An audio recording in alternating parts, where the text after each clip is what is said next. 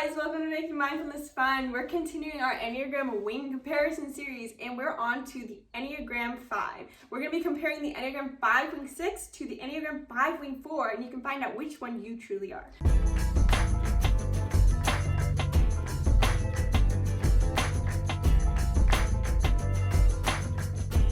Before we get into it though, please make sure you like this video, subscribe to our YouTube channel, and turn on post notifications because every day we're going to put out a video on this series and we have so much more mindfulness content coming out. So be the first to know by turning on those post notifications. Now, before we talk about the wings, I just want to make a note. Look at these shirts. If you've been following this series, Make America Zen Again, Don't Hate, Meditate, Defy the Norm. You gotta love the swag. Get the swag.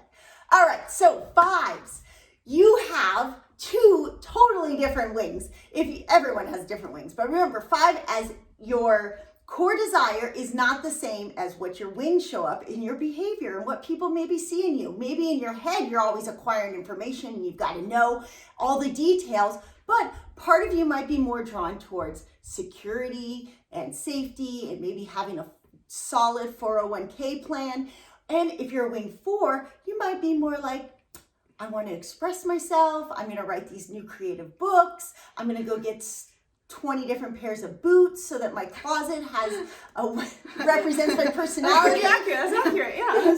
So your wing really does make a difference, and it's so important to either one, balance out your wings and find time in your week for both wings, or if you're really just drawn towards one element. I mean, I have to say a little side note real quick because perfect example, my brother is a 5 wing 6, and that's why I made the joke. He has his retirement plan, his work plan. He's so organized, he's so disciplined. But if you look at his arms and his legs, he's got these rad, wild tattoos all over.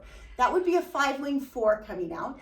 Even though most of his life he lives as a 5 wing 6. So if you have though a dominant 5 wing 6, you are called the problem solver. And as a 5 wing 6, it's not that you want loyalty now, but your core desire is still the same, but you desire more routine and knowing where you are going in life. These people are very organized. They want to know exactly where they're going to be at 5 p.m. 32 years down the road, okay? And that's okay. Just notice that that's what you desire. And this wing's going to be a little more, there's actually pretty equally extroverted on both ends. So it doesn't necessarily make a huge difference on that. It just more changes that if you're a 5 wing 6, you want more routine. You're not so much focused on authenticity or any 4 wing traits. You're more focused on, I want to know all the knowledge, I want my routine, I want stability, I want security.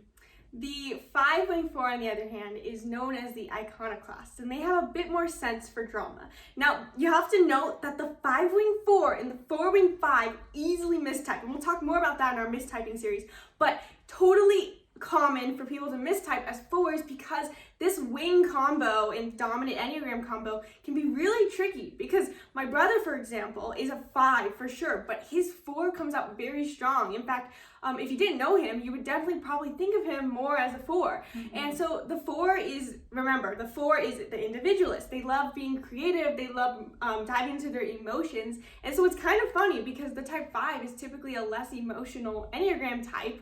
And that's not necessarily a bad thing. They're typically more logical and rational. So it's funny when you see a 5 bringing out that 4 wing where they're rational, they gather data, gather logic, and then they want to add a sense of uniqueness to it. Or authenticity, maybe a little bit of quirkiness. And it's kind of cool how they're able to not necessarily care because they're so data logical oriented. They don't necessarily care too much about the expression of how they like to.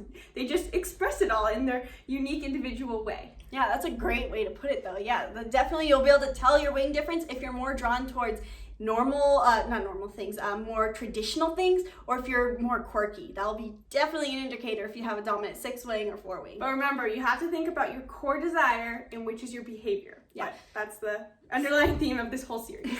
So you can notice this too. Notice throughout your day where you embrace your wings. So starting in your morning, throughout all the way to nighttime, when do you embrace your 4 wing? When do you embrace your 6 wing? And which one feels better to you? Where do you feel more in alignment? What makes you feel more like your authentic self when you're embracing more 6 wing activities or 4 wing activities? And 5s, you embrace your core desires. Sometimes you don't like to necessarily engage as much in the world, so feel free to engage those wings a little bit more and let it out let it loose. Yeah, so leave a comment below and tell us which wing you think you are as a 5. Are you a 5 wing 4, or are you more of a 5 wing 6, or are you balanced somehow, like a super balanced human being, which is cool too. Let us know in the comments below, and we'll see you for our type 4 video.